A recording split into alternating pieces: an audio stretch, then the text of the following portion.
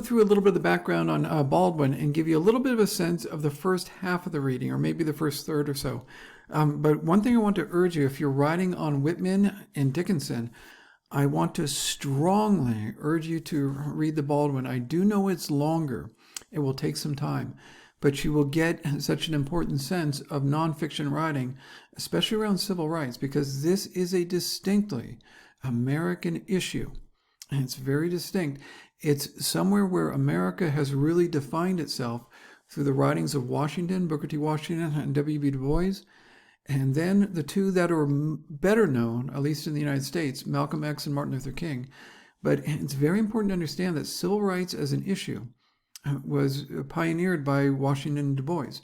It was done at the turn of the century and was picked up again. It was never dropped, but it was really redefined and sharpened in the 60s. And Baldwin was one of the primary figures at that time. He has not been as frequently recognized as others, as Malcolm X and Martin Luther King. This is primarily because he's not easy to classify. He doesn't fit into a nice, neat box. And absolutely nothing to take away from them, Malcolm X and Martin Luther King do. They could be a little bit more easily defined. And what you'll see in Baldwin is a resistance to be classified or be aligned with any particular group. Baldwin is very much an independent intellectual. And that's what you're going to see in this reading. And I'm going to try to emphasize that as we go through this. So let me shrink myself up. And there we are. That's Baldwin when he was a younger man. It's 1962. And here he starts off the piece with a quotation from Kipling, which has become quite famous, but it wasn't as famous then, where he said, "Take up the white man's burden. Ye dare not stoop to less, nor call too loud on freedom, to cloak your weariness." In other words, he's calling to whites to do the work of making the world a little more equitable, as if that's a white man's burden. Okay. And that is a very troubling quotation from Kipling. It's slightly been misinterpreted, but Baldwin's got it here at the start, and it wants you to see that whites take this as if their responsibility to pick up other people after having exploited them and destroyed so many civilization, as if it's a burden for white folks to take care of, and Baldwin is picking this up from the beginning. And one of the things you're going to see with Baldwin is the resistance to be seen as somebody else's issue, okay? The difficulty of asserting himself and the challenges of doing it, but also the need of others to use him in one way or another.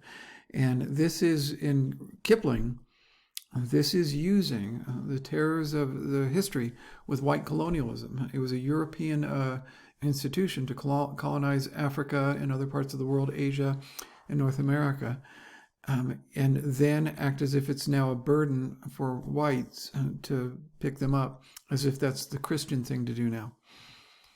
And so he will bring that up again. Now, coming up here to this, and he brings up Christianity.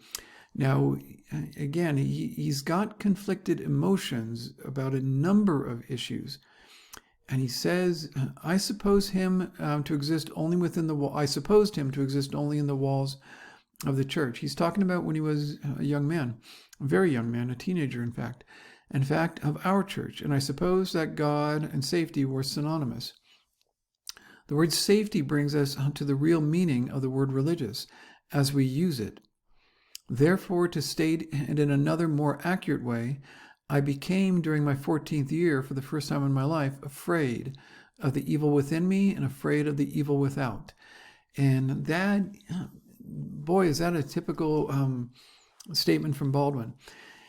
And you get the conflicted nature of his relationship with Christianity. He remained a Christian throughout his life, but he understood the history behind it and also how it was being used against different populations, especially against African Americans, but it had been used as Christianity and widespread throughout the world. It had been used as a reason to exploit different populations. And in many ways, it was being used to exploit the African American population. But as you probably are aware, that the African American population in the U.S. is predominantly Christian. Okay, there is a segment of it that is Muslim, and we're going to come to that in a bit. But he sees in it the workings of much of the exploitation by the white population through Christianity. But the other aspect he pulls out of it is this need for safety. What he saw within Christianity was safety. And it was safety from, he says, from the evils within him. And that's primarily going to be sexual, but not entirely, but sexual and the need for money and things like that. And the baser things in life that, people want. But also without me. That is such an understated thing. It's, in other words, when I would die, Christianity became a hope for a soul and that there would be an afterlife. In other words, without him, there wouldn't be a time without him. He would always be present in one way or another. And presence does come up at other places, the importance of the presence of others. Okay, so let me shrink myself up and we'll go a little bit further. From a few paragraphs down, and it touches on an issue that was very important in the 60s especially. It had first been brought up by Du Bois back at the turn of the century. And if you go down to the paragraph, it's the paragraph that begins with, "For the wages of sin were visible everywhere." And he says, "Neither civilized reason nor Christian love would cause any of those people to treat you as they presumably wanted to." In other words, they say, "We want to treat African Americans equitably." Only the fear of your power to retaliate would cause them to do that. Now, mind you, you might recognize some of the thinking of Malcolm X there, that he had gotten from the Muslim church within the United States.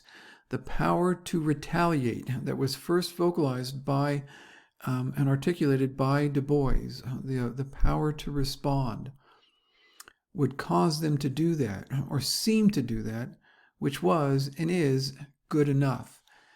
That is one of the examples of Baldwin's understatement.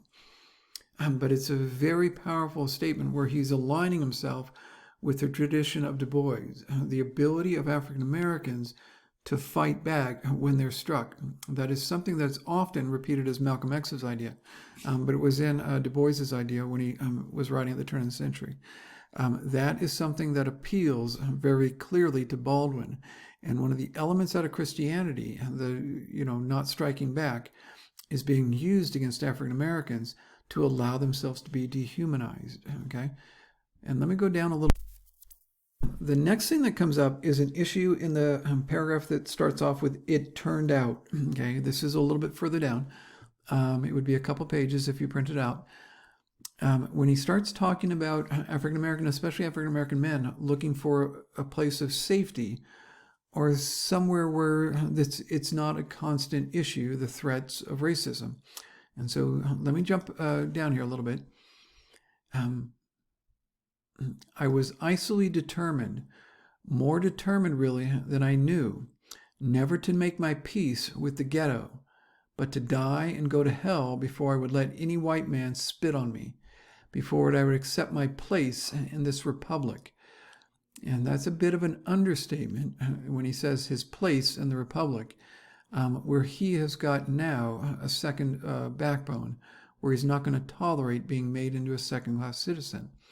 This is something you get from the Nation of Islam, which he will have a more troubled relationship with.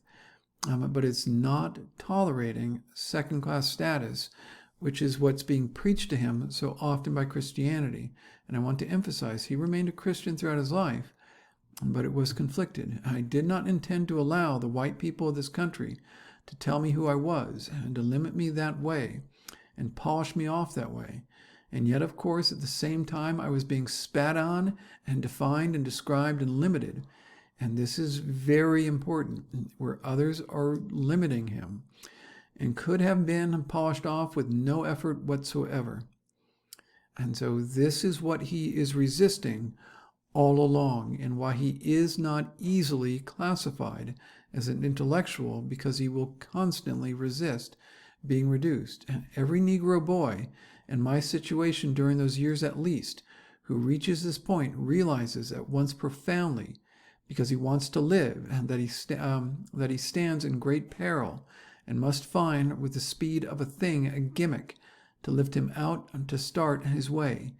And it does not matter what the gimmick is. Okay, this is a very important concept in Baldwin's writing, but also throughout African American history, that there is ultimately not so much a gimmick, but a release from this exploitation, this violence, and this being used.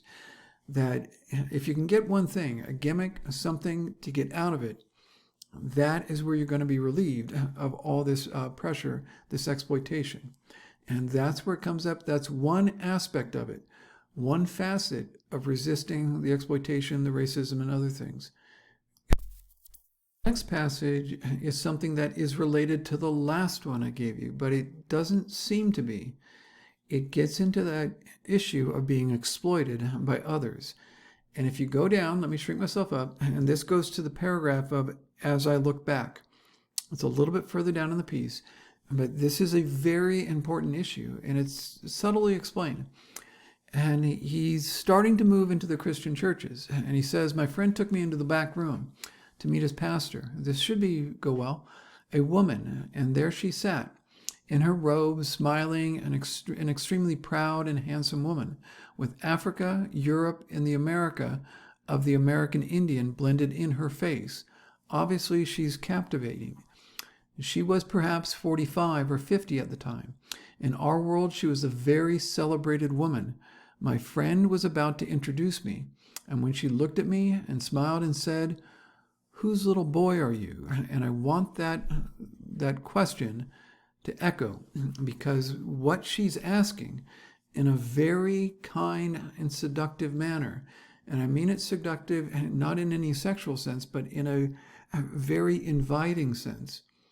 That is, wonderful to, especially to a young boy, to have a beautiful adult woman ask you, 'Whose boy are you? Whom do you belong to?' And that is going to echo throughout Baldwin.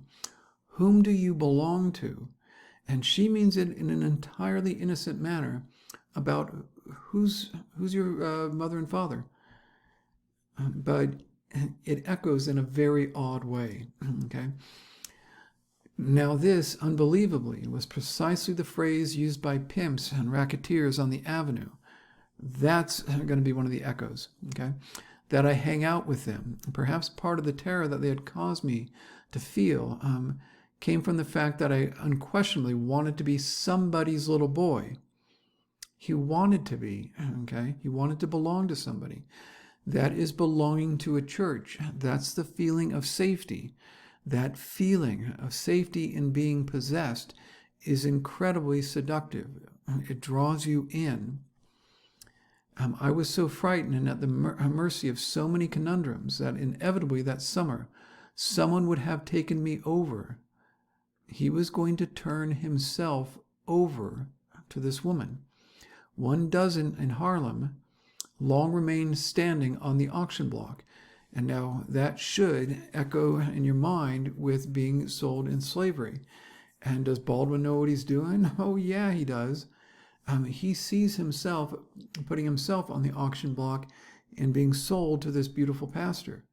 Okay? And now I do want to emphasize that there is absolutely nothing sexual overtly about this. This woman's question is entirely, she wants to do what's right by the young James Baldwin. She entirely does. But Baldwin hears the echoes of the pimps, and he's going to hear the echoes of others. Whose boy are you? And he also realizes not only do other people want to take him over, but that he wants to turn himself over, to find out whom he can turn himself over to and be safe, and to know he'll be taken care of. And so let's squish myself down again. I was so frightened and at the mercy of so many conundrums that inevitably that summer someone would have taken me over. 1 dozen in Harlem long remained standing on the auction block. It was my good luck, perhaps, that I found myself in the church racket, and he calls it a racket, okay, instead of some other, and surrendered to a spiritual seduction Spiritual seduction, again, I want to emphasize this woman is doing absolutely nothing, wrong. Long before I came to any carnal knowledge. And so he's a young boy here, or I guess a grown boy here, a young man, he's at that age. I came to any carnal knowledge, for when the pastor asked me with that marvelous smile, "Whose little boy are you?" my heart replied at once, "Why, yours."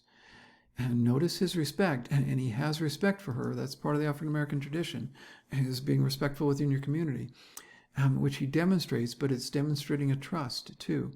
And he wants to turn himself over. He sees both those forces working, that people from different angles are trying to take him over to find out whose little boy he is so they can take him over. But also he's finding out who he can turn himself over, whom he's safe with. And he doesn't see himself as making the right decision here. He sees himself as being darn lucky. The pimps were asking this question, and other people are going to ask this question throughout. A little bit further down, and this gets to the paragraph that starts with "I was saved."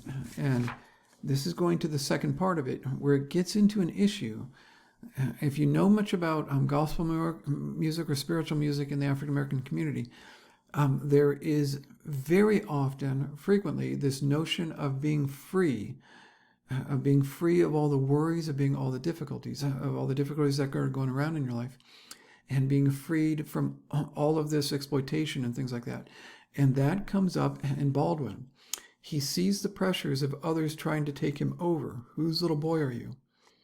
Okay, and make them into a member of their church, or a member of this, or something like that, and a member of their movement. I want to emphasize, he always remained intellectually resistant to being typed. He does not fit in any box, intellectually at all. And you get a sense of his resistance in this piece. But then you get this a little bit later on. And this is before the paragraph, "He failed his bargain." Okay. "Nothing that has happened to me since equals the power and the glory that I sometimes felt when in the middle of a sermon I knew that I was somehow, by some miracle, really carrying, as they said, the word, when the church and I were one." And I want to emphasize, he is absolutely sincere about this. He was a young preacher in his teens, and he did a better job than his own father did. Okay, that was another one of the people who tried to take him over. He, in a very real way, felt the presence of God in him and Jesus in him when he was preaching. Their pain and their joy were mine, and mine were theirs. He only feels this when he's preaching, and it's very real for him. He talks about presence. This is one of the moments of presence. "I surrendered mine and that to them, and there's cries of amen and alleluia and yes, Lord, and praise his name. And preach it, brother. Sustained and whipped up my solos until we became equal, writhing wet, singing and dancing in anguish, and rejoicing at the foot of the altar. It was for a long time in spite of, or not incordially because of, the shabbiness of my motives, my only sustenance, my meat and drink. I rushed home from school to the church, to the altar, to be alone there, to commune with Jesus and my dearest friend." And I want to emphasize, this experience for him is very real, okay, in the church. It is very real for him, but it also will undeniably be conflicted and be troubled. And watch when he does this, okay? This is very typical of Baldwin. To commune with Jesus, my dearest friend. He means that. Who would never fail me, who knew all the secrets of my heart. Perhaps he did, but I didn't. And the bargain we struck actually down there at the foot of the cross was that he would never let me find out. And that's Baldwin, okay? The deal is that he has with Jesus that he would never find out what's in the secrets of his heart. And he would be allowed almost that privacy from himself. That is the troubling nature of Baldwin, and the conflicted nature and his honesty about his conflicted nature deep down inside. And you will not get this from other writers. I've never seen something like this in British writers or American writers. Baldwin is something extraordinary. here about a third of the way through the piece, with his encounter with Elijah Muhammad and his followers, where he goes to and he meets with Elijah Muhammad and others, but something similar that had been going on before happens again. And if you jump up to, this is the paragraph that starts with, "I had heard a great deal long before I finally met him of the Honorable Elijah Muhammad." He is being respectful here, and he means it sincerely, okay? And he talks about the speakers he came across, these Muslim speakers. And he says this, "Anyway, I have long had a very definite tendency to tune out at the moment I come anywhere near either a pulpit or a soapbox. In other words, when somebody starts preaching at me, I basically tune out." That's his resistance to being taken over. Whose boy are you? And that's his constant resistance. It happens cognitively, it happens physically around others who take possession of him. What these men were saying about white people I had often heard before, and I dismissed the Nation of Islam's demand for a separate black economy in America, which I had also heard before, as willful and even mischievous nonsense. Then two things caused me to begin to listen to the speeches, and one was the behavior of the police. And this, when he starts going into this is the reality that so many African Americans know was their experience in Harlem and throughout other parts of urban America, because the Nation of Islam was confronting it more than others. And this gets into the presence, when the presence of the word from the Nation of Islam really strikes him, because he knew about it. He had been picked up by the police many times, thrown around, tossed around by the police, even though he's a preacher's son and had not been looking for much trouble at all, any real trouble. And so the Nation of Islam was addressing the very real situations that African Americans were facing. But understand, he is always reserving a part of himself from aligning with any particular group. And so read him through. I really encourage you to get through the entire piece, because you will not come away with an idea where it's clear, oh, he thinks this, this, and this. He thinks this, that, and it will always be a conflicted notion. What he does so well is he might stand for something, but he then will see the problems with it. He will accept the problems along with what he pushes for, and what he thinks is right, and what he knows he's called to do. But he will always recognize the shortcomings and the problems and the failings, not only of himself, but the movements around him. That is the nature of Baldwin, and he's truly a unique writer and a compelling one. All right, guys, take care. There's more. Let me go through the Baldwin quiz. If you made it through that lecture, you might as well get the quiz handed to you, okay? Let me shrink myself up, and let me go through this. And this goes into this quotation about hellfire he has early on in the piece. And the matters that Baldwin refers to deal with the realization that he had the girls, that girls are sexy starting around his middle school years, okay? The realization that the girls had that they were sexy and knew how to use this appeal to mess with him and other boys. And so both are realizing it around the junior high school years. Imagine that. Even Baldwin knew that stuff went on. Who were the holy girls? Those were the girls in his neighborhood. Okay? That's whom he's actually talking about. And he has a very fascinating point about them where they realize that they have this power over the males of the neighborhood, over the men, but they also want to be protected by the males of the neighborhood. It's both. It's a conflicted aspect that Baldwin goes through again and again and again. Okay? Baldwin found the life of crime to be morally reprehensible. No. He found it as part of the reality around him. He did not like it, but it was all about what was around him. Okay? It was just the reality he was confronting. Being black in America for Baldwin was different, since most other countries did not define the difference between races along color lines. The black-white difference was really an American thing, an American invention. Most other countries did not have social customs that enforced the differences between races. And this is why many African Americans after World War I stayed in Europe, because they were sick of it for good reason. When Baldwin hears, "Whose little boy are you?" he takes it as a question about his parentage. It actually is about his parentage, but he doesn't take it that way. He remembers the pimps of his neighborhood. Okay? And that's what goes on in his head when that preacher asks him. That's what she intended. But what goes on in his head is, this is the question that the pimps ask me on the street. Whom do I belong to? And they're not asking about parentage. When the pimps ask him, they're asking, who's your pimp? Somebody's got to own you. Okay? She's asking it in an entirely innocent, respectful manner. Who's your parents? Who are your parents? Okay?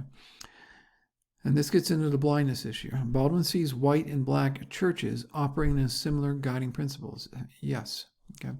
They work off of blindness, loneliness, and terror. Blindness, don't look at the loneliness within the church, and don't look at the terror at it. Okay? The blindness rules the other two. They talk about faith, hope, and charity, but the reality behind it, he says, is the blindness, which covers up the loneliness and the terror. What would Baldwin want the principles of the Christians to be? Faith, hope, and charity. That's what he sees as the potential ones. My youth quickly made me a much bigger drawing card than my father. He loves that. Okay, getting away from his father becomes one of his liberations throughout the reading. Okay, that getting a bigger crowd is also something that infuriates his father. Okay, keeping going. Who knew the secrets of Baldwin's heart when he was a preacher? Jesus, perhaps. That's what he says, and that's that one quotation I went through.